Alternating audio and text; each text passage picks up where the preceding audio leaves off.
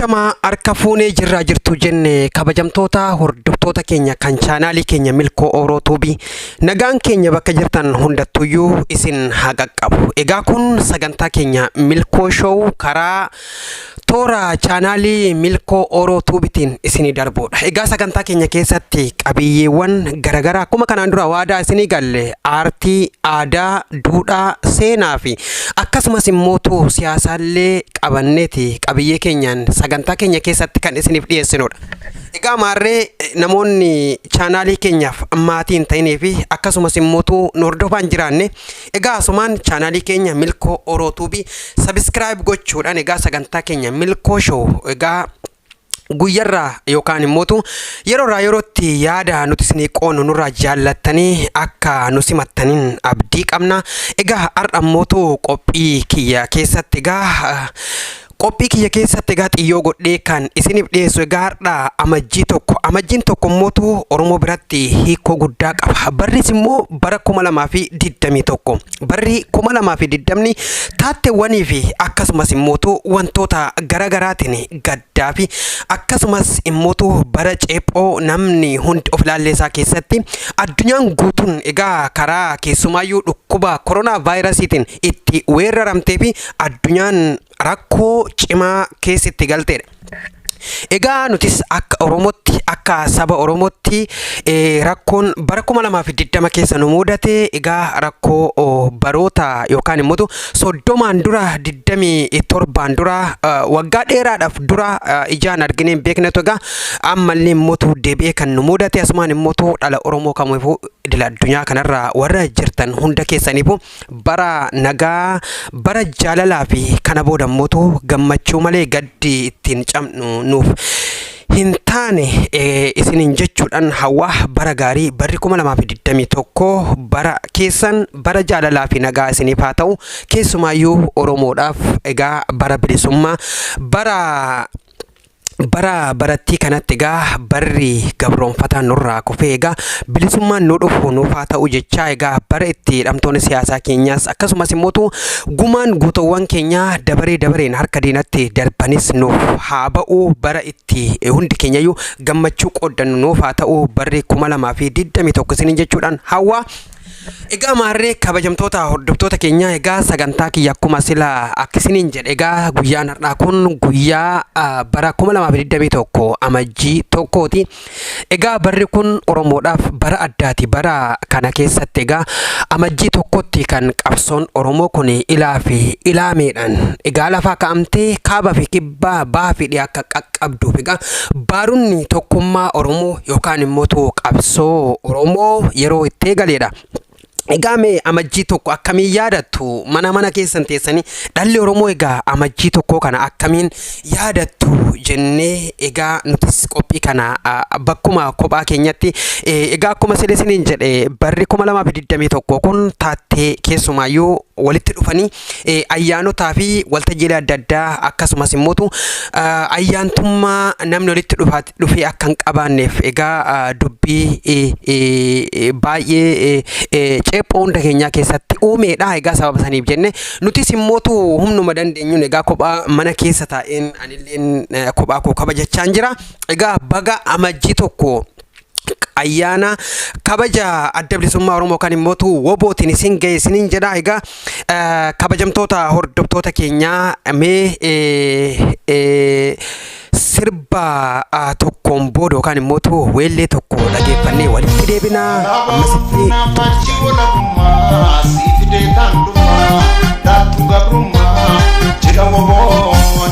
Amina dagi ammas nan dubbadha dhufaa naaf hubadha jedha woon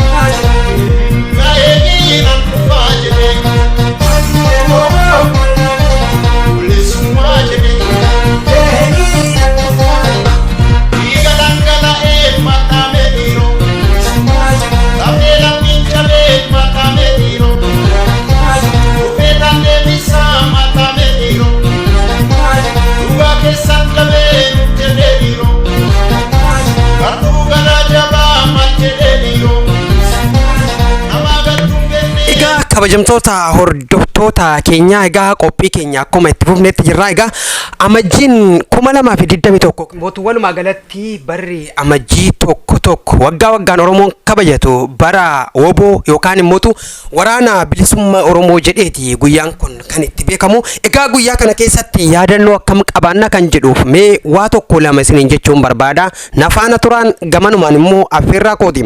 Amajjii tokko yookaan immoo amajjii tokko bara 2021 guyyaa Elemoo Qilxuu qabsoo hidhannoo labsee, guyyaa Ziyaad Barreen woboo mo'ichaan cabsee, guyyaa uummanni Oromoo diddaa gabrummaaf ka'ee, guyyaa rasaasni woboo tokko jedhee dhuka'e, guyyaa gaddaaf yaadannoo, guyyaa irbuu shinnigaa lubbuu aarsaa godhanii nuuf dhangalaasan dhiigaa. Guyyoota kabajamoo Oromoon qabu keessaa amajjii gaafa tokko galmee seenarra teessaa. Guyyaa Magarsaa Barii, guyyaa Gadaa Gammadoo nuti Oromoodha jedhan, guyyaa Shiftaan Sumaaleef loltoonni Ziyaad Barree amantiin qooduun fedhan, guyyaa Muhee Abdoo, guyyaa Abboomaa Mitikkuu lagaan wal qooduu didan, guyyaa Yiggazuu Bantii, guyyaa falmataa sabaa dhiigan tokkummaa fidan, gaafa Fafaan Dooyyoo, gaafa Irraanaa Qacalee Oromoo ta'uu labsan, gaafa Marii Galaan, gaafa Dhaddachoo Boruu siyaasa amantii cabsan. Guyyaa Dhaddachoo mul'ata, guyyaa jireenya ayyaana seenaa isaanii yaadannu, guyyaa gumaa eebbisaaf gumaa Osmayyoo Muusaa dhiiga Hacee Hundeessaa baasuuf hoboo abdannu, guyyaa Nadhii Gammadaaf, guyyaa Laggasaa Wagiif dungoo qabsiifnee teenyu, guyyaa gootota qaaliif hoboo wareegamaniif siidaa yaadannoo keenyu. Guyyaan kun guyyaa caaltii, guyyaa mul'ataaf abdii warra beeku biratti dhuguma seenaa qabdi. Amajjii tokko bara 2021 Finfinnee jaal borutunuu qoodeegaa bifa walootiin egaa ergaan kun kan of keessaa qabu. Egaa kabajamtoota hordoftoota keenya egaa hammana waliin jenneen booda mee isin mana keessan teessanii haala akkamiitiin egaa ayyaana woboo kana daawwachuu yookaan ayyaaneffachaa akka jirtan. Egaa manni keessan isinummaan ragaa ofitti baasee dheetanii yaada. Egaa ayyaana woboo kimmotu amajjiin tokko amajjii guyyaa murni tokko kimmotu qeen tokko yookaan gandi yookaan abbaan fedheetti aanee kabajatu son taane guyyaa Oromoon akka Oromootti qabsoon hidhannoo yookaan immoo qabsoon nuti goonu biyya keenyaaf Oromiyaa ni bilisomsa jedhanii gameeyyoonni keenya itti guyyaa sana lafaa kaanidha waan ta'eef guyyaan kun mana keessanitti egaa guyyaa kabaja guddaa ta'ee akka argamu isin hubachiisuu barbaada.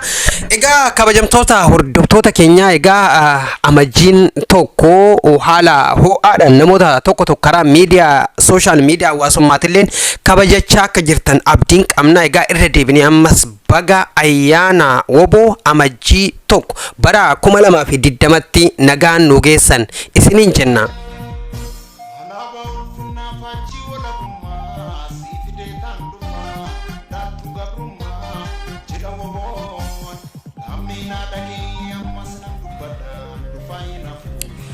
Kabajamtoota hordoftoota keenya egaa akkuma sila isiniin jechuudhaaf yaallee barri kun bara haaraadha bara 2021. Egaa ergaan keenya baga geessanii ammas bara badhaadhina gammachuu fi jaalala itti argattan isiniif haa ta'u jecha.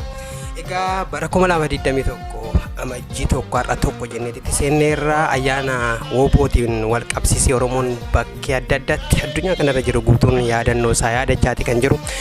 Egaa barri amajjii tokko kun egaa yeroo hundaa Oromoo biratti kan yaadatamuuf taattee seenaa jajjaboo gurguddoo egaa hamma gammoojjii shinnigaa qabsaa'onni Oromoo osoo amantiidhaan adda wal hin baasin warroonni akka Magarsaa, Bariifaa, Elemoo Qilxoofaa egaa lakkaa'ee xumuruun danda'u.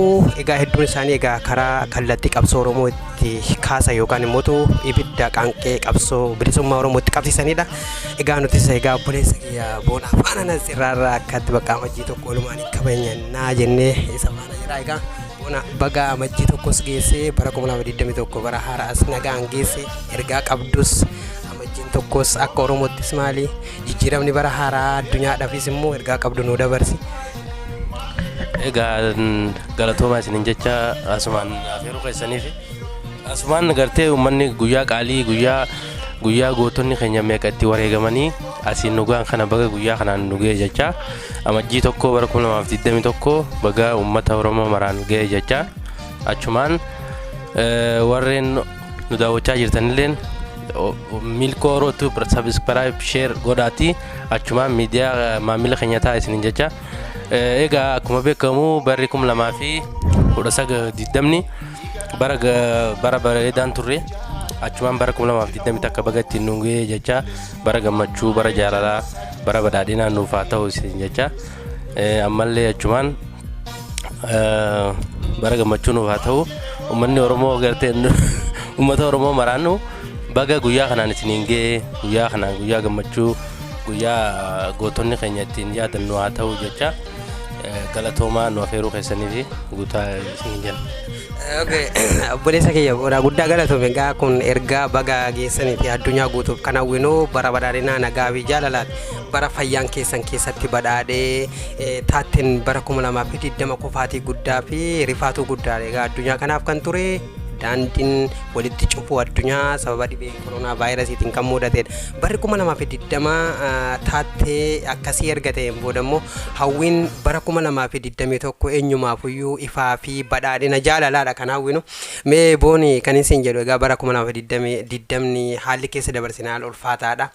Haala keessa dabarsine innaa yaadattu 2021tti immoo maal hawwita? Inni sun immoo darbee addunyaan kun gara ifa ishee duritti akka deebituuf ergaa nuudhaami. Egaa kallattiin ergaa keenya xumuranna. Okay. Barri 2020 takka bara haaraa bara gammachuu nuuf haa ta'u agartee hidhamtoonni keenya hidhaa ittiin ba'an rakkattoonni keenya rakkoo ittiin ba'an nuuf haa godhu jecha achumaan bara hawwiidhaa bara dhukkubni kun beehe nagayaan gartee namni bobbee galee dalagatee galee mana fitti sammuu bilisaatiin jiraatu nuuf haa godhu jecha bara dhukkubni kun nurraa beehe hidhamtoonni keenya illee hidhaa hiikamanii akkasitti akkuma feenetti bobbaanee gallee galuu akkasina bara saniin hawwa achumaanuu bara gaarii isiniif haa ta'u daawwattoonni keenya hordoftoonni milkoo Orootu subscribe share godhaati akkasitti milkoo show achumaanii haa wal guddifnu sagantaan keenya yoo nuti waliin guddifne eenyutu wal guddisaa miti saniifuu akkasitti subscribe like share godhaati wal guddisnaa aadaan teenya wal jajjabeessuu wal guddisuu wal bira dhaabbachuudha. Achumaanii isin afeerraa warri maamila milkoo Orootu hin ta'in achumaan godhaa jecha galatoomadha. Waan nu daawwattaniif horaa bulaa deebanaa barri bara quufaa isiniif haa ta'u nagaatti.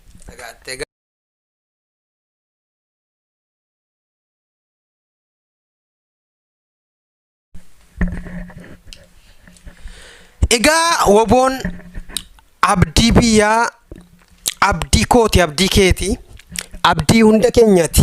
Gaafa ayyaana kana kabajachuudhaaf yookaan immoo yaadannoo godhannee teenyee egaa bifa adda addaatiin kabajannu hundi keenyayyuu egaa waraana adda bilisummaa uummata Oromoo akka haguma dandeenyuun wareega danda'ame kaffallee fi dargaggoota gameeyyoota bosona keessa naanna'anii nuuf jecha aarsaa guddaa kaffalaa jiran kana gargaaruun egaa dirqama guddaadha.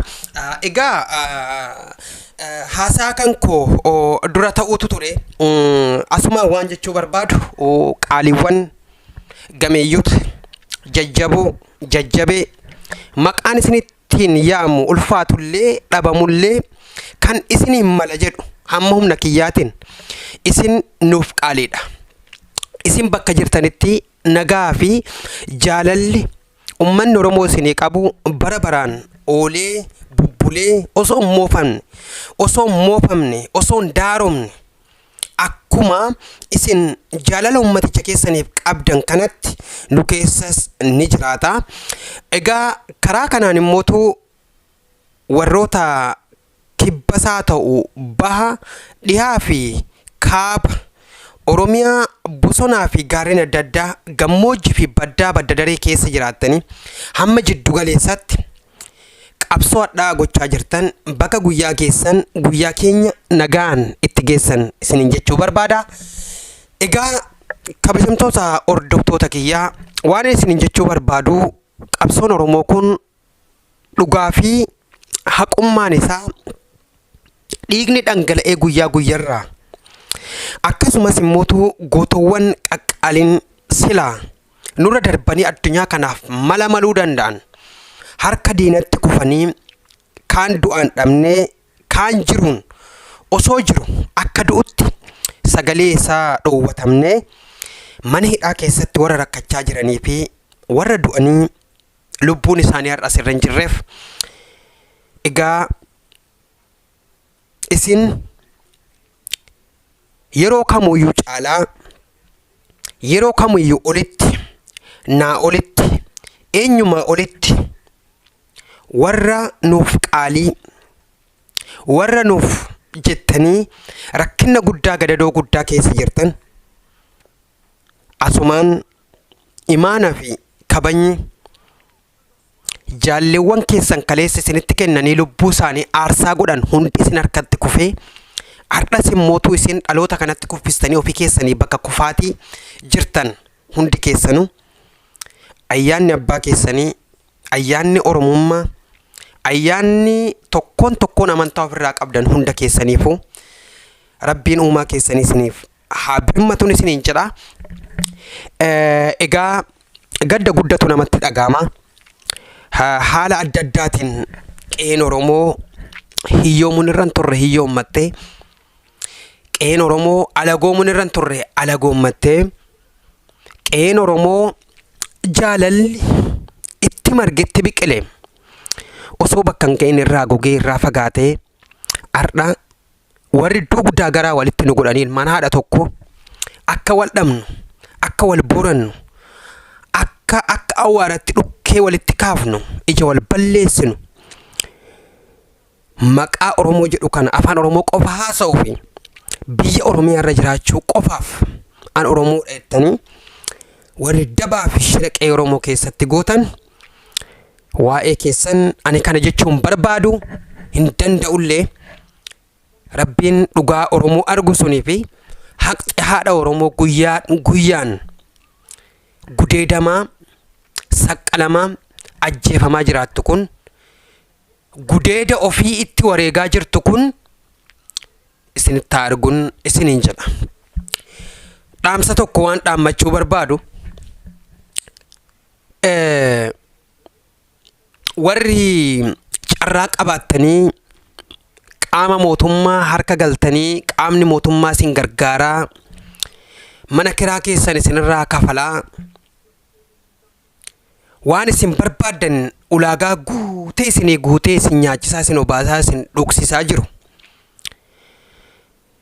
isin Oromoodha isinitti fayyadamaa jiru isin Oromoodha akka bitamtan waan beekuuf isin bitee qaamni mootummaa lugaama isinitti godhee akka isin obbolaa keessan irratti du'a jaallattan akka isin obbolaa keessan irratti badii jaallattan akka isin obbolaa keessaniif quuxoo tokkollee hin qabaanne ergama tokkollee hin qabaanne warri isin godhan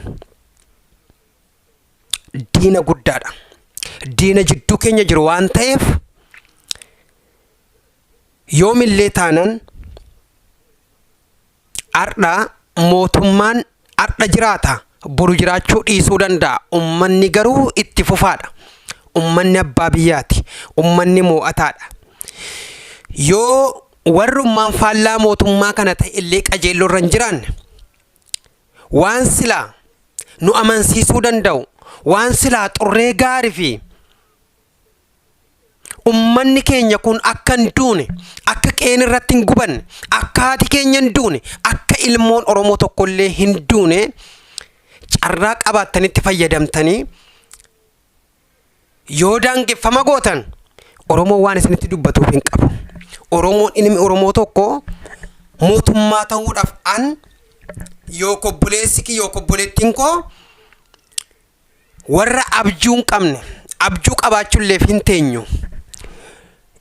Nuti immoo warra siyaasaadhaaf bu'aa barbaadu jechuudha. Nuti warra siyaasaadhaaf isin mormu jechuudha. Duuti haadha keenyaa nu marara. Duuti obboleessa keenyaa ni marara. Duuti hayyoota keenyaa nu marara. Duuti gootawwan keenyaa waan nu mararuuf.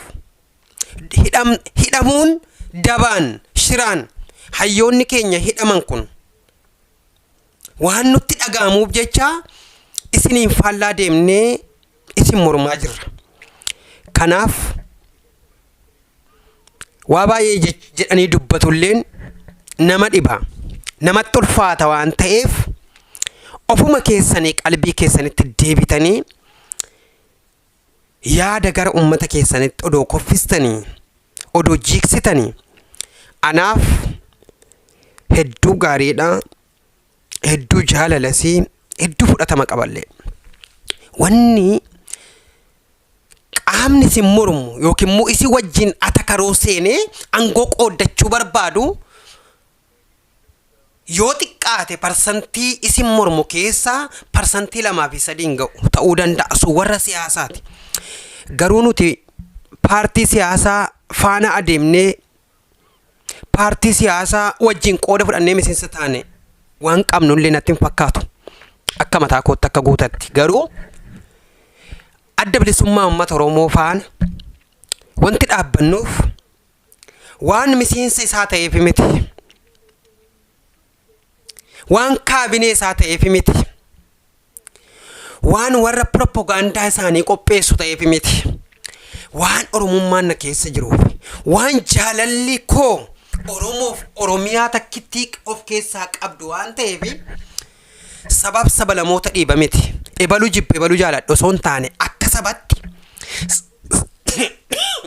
sabniin an qabu sabniin an hin qaba jedhee abdadhu saba koo saba Oromoo tokkittiidha. Saba biraa saban beekuun qabu. Jaalachuu danda'a. Har'ani biyya Oromaan jira biyya jiraadhu kanatti inumaayyuu warra dhiigan waliin fakkaanneen namummaadhaan wal jaalanna. Akkasitti wal jaalachuu dandeenya saba biraatiin. Garuu Oromoof Oromummaa koorra wanti natti aanu hoo jiraate sii fi si obboleettii koof si obboleessa koodha. Wanti biraa tokkollee hin jiru jechuu barbaadetan eenyummaa irratti. Eenyummaan hundaa caalaa. Eenyummaan hin jijjiiramu, hin badu, itti fufaadha. Dhallee dhala keetii waan sirraa qooddatu waan ta'eef waan jijjiirattuyyuu jijjiiramuu hin dandeenye waan ta'eef Oromoof Oromummaa Oromiyaa wanti jaalannuuf kanumaaf. Kanan isiniin jechuu barbaada. Waraana adda bilisummaa Oromoo bira dhaabbadha. Wajjin ta'a wal gargaaraa badii tokkoon malee hamilee taanee jajjabeessuudha. Kanaaf dhalli Oromoo hunduu tokkummaan isiniin hawwaa. Tokkummaa isinii hawwa lafa jirtan hundattuyyuu tokkummaadhaan nuu baagala. Tokkummaadhaan nuu jiraadhaan isiniin jedha. Yeroo gaarii naa qabaadhaa. Sagantaa biraatiin walitti deebinee sagantaa keenya keessatti akkuma isiniin jedhe qabiyyee bashannanaa boohartii adda addaa qabannee isinii dhiyeessina. Barri 2021 amajjii 1 jennee irratti seenne kun bara milkaa'inaa gammachuu jaalalaa barri hammeenyi nurraa bade barri jibbaan nurraa dhabame barri duuti nurraa hafee gadadoon nurraa hafee hiyyummaan dhabame durummaan dhufee nageenyi dhufee jaalalli dhufee hunduu walammatee wajjin jaalala isaa qooddatu nuuf haa godhuun isiniin jedha. Egaa kaa'unoon guutaa nashaatii kabajamtoota hordoftoota keenya egaa chaanaalii koo Milkoo Oroo Tuubii jedhu sabskiraayib naa gochuudhaan egaa sagantaa koo karaa Milkoo Oroo Tuubiitiin Milkoo Show isinii darbaa jedhu kan ammoo narraa fudhadhaa qooddadhaa sheer walii godhaatee egaa yaada keessan naa qooda hanqinnoo jiraata hanqina akkasiitu jira hanqina kanaatu jira kana sirreeffadhu kanaan koottu kanaan nuu dhufi jedha yaada naa dhiyeessan isiniin jedha Oromoon wal malee hin qabnu nuti waliif isinnuufi nagaatti yeroo gaarii qabaadha amajjii gaarii amajjii nagaa amajjiin tokko amajjii jaalallee fi nageenyi keenya itti fufunuuf haa ta'u nagaatti.